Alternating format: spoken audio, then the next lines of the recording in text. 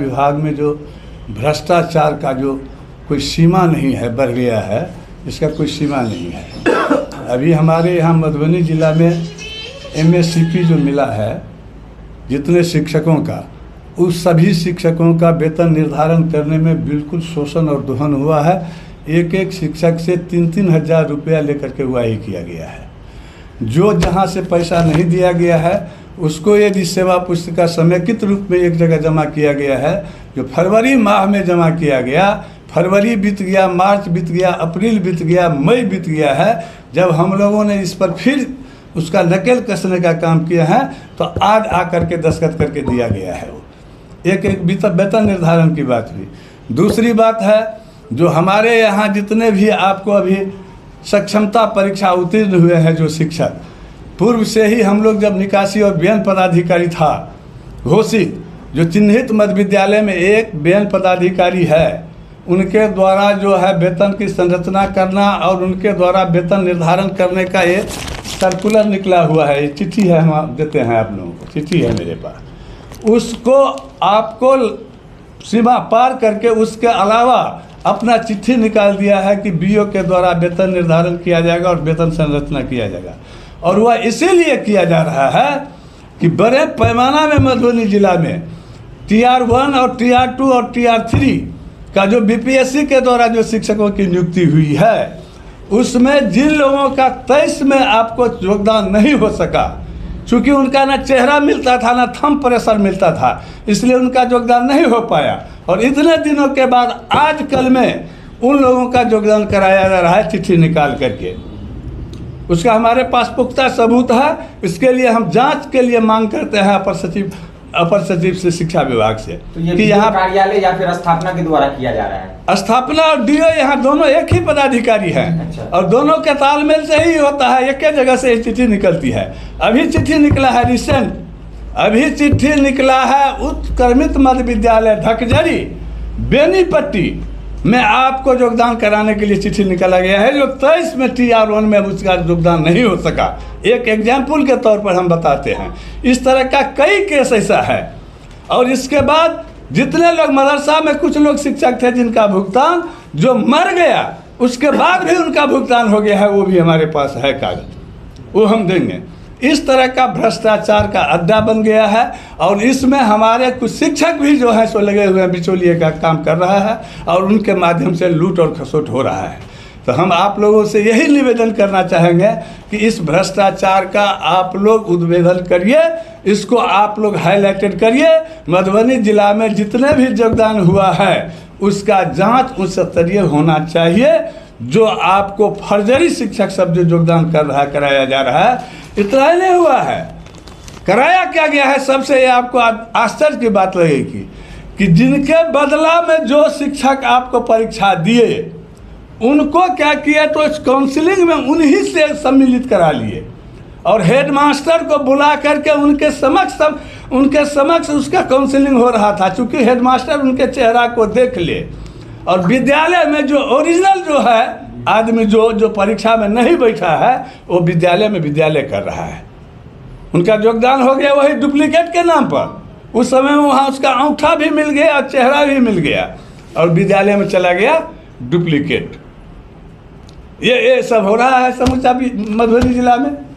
और इसके बाद तो जितना मधुबनी जिला में और हुआ है, आपको क्या कहते हैं, ये अपर सचिव हमारे पाठक जी से उस समय में आपको समरसेबुल से लेकर के टेबल कुर्सी बेंच से लेकर के उसमें तो भारी पैमाना पर लूट और खसोट किया गया है। एक भी समरसेबुल किसी भी विद्यालय में काम में नहीं है। आप बेंच डेस्क को जाकर के विद्यालय में आप लोग भी जाकर के देख लीजिएगा तो एकदम कोई गुणवत्ता है ही नहीं। और सब में करोड़ों का करोड़ भुगतान हो गया है।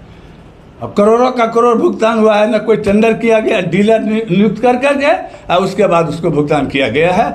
बहुत लोगों का अभी भी है। आपके हिसाब से कितने ऐसे टीचर होंगे मधुबनी जिला में जो फर्जी तरीके से?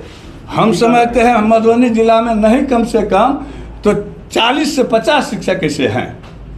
हमने देखा है कि सभी शिक्षा कार्यालय के अंदर कुछ शिक्षक संघ के नेता भी वहाँ पर बिचौलियों का काम करते हैं। शिक्षक संघ के नेता करते हैं बिचौलिए का काम, और जो हमारे दूसरे लोग भी हैं वो भी बिचौलिए का काम करते हैं। भर दिन कुछ पार्टी बेसिस पर भी जो लोग काम करता है वो लोग भी भर दिन वहाँ अड्डा जमाए रहता है और भर दिन यही मौकिल के खोज में रहता है कि कौन मौकिल आता है और उसको लेकर के उसको कर रहा है, ऐसे कर रहा है। अपर मुख्य सचिव या फिर शिक्षा मंत्री से क्या गुहार लगाना चाहेंगे आप? निश्चित रूप से गुहार लगाना, हम अपर सचिव को भी हम ये वेतन निर्धारण और ये जो किया है, चिट्ठी निकला है, इसके लिए हम अपर सचिव को लिख करके 28 तारीख को हम अपर सचिव और निदेशक से मिल करके दे आए हैं कि ये आपके आदेश का खुला उल्लंघन हो रहा है।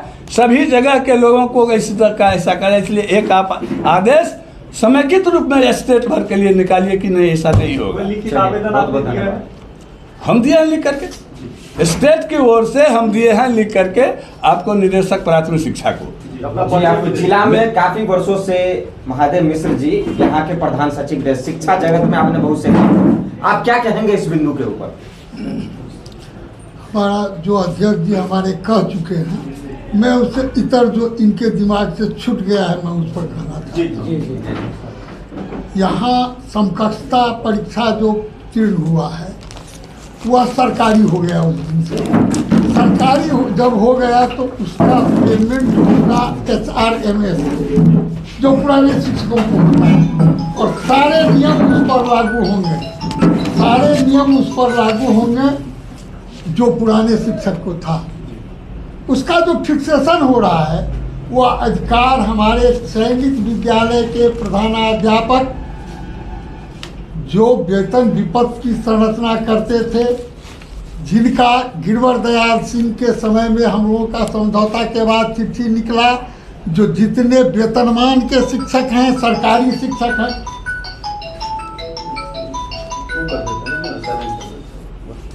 जितने सरकारी शिक्षक हैं उस सब का प्रखंड में एक विद्यालय चयनित हुआ।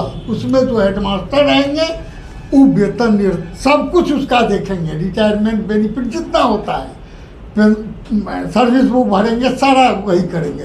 दूसरे पदाधिकारी बीओ से उसका कोई मतलब नहीं रहेगा। जब वह शिक्षक हो गए अब पूर्णतः सरकारी, उनका भी वही रूप होना चाहिए। और इसके लिए विरुद्ध में कुछ लगे हुए हैं शिक्षक ही जो चाहते हैं जो नहीं उनके हाथ में नहीं जाए, और यहाँ तक वो बढ़ के चिट्ठी निकाले हैं जो वेतन संधारण का भी उन्हीं को पावर दिया गया है बीओ को। हम इसका विरोध करते हैं। आज हमने लिख करके हम और अध्यक्ष जी दोनों आदमी दिया है। अब देखिए क्या वो चिट्ठी निकालते हैं। और बातें हैं जितनी यहाँ पर हुई है पे फिक्सेशन कहिए चुके हैं, बिना पैसा लिए नहीं निकला है। जो नहीं दिया उसको पेड़ करके रख दिया गया। बहुत ज़्यादा जिद जब किए हैं तब 100 फुलपरास का निकला है, कुछ मधुबनी का निकला था। बाकी सबका सारे जिले में जितने हमारे MSCP प्राप्त शिक्षक हैं सबका फिक्सेशन हुआ है, बिना पैसा का कहीं कुछ नहीं हुआ है। अब एरियर बिल है, एरियर बिल में सारे लोगों का जब मिलना एक 9 से मिला है तो एरियर काफ़ी, अभी तो हम लोग 25 में बात कर रहे हैं। रिटायर को तो और तबाह किया जा रहा है। रिटायर का यहाँ से आता है और पीएफ का हिसाब, पीएफ जिस रोज जो रिटायर करता है उसी रोज भविष्य निधि फेंक देता है 6 महीना 8 महीना रख करके, जबकि उसका इंटरेस्ट 30 लाख 25 लाख इससे कम किसी का नहीं बनता है। चूँकि पुराने शिक्षक हैं, कटौती भारी हुई है और इंटरेस्ट मारा जाता है। सरकार इस पर कड़ा से कड़ा आदेश दिया है, लेकिन यहाँ पर भैंस के आगे बैंड बजाए भैंस बैंड पर उड़ाई, वही जब तक वह पैसा नहीं देता है तब तक नहीं निकलता है।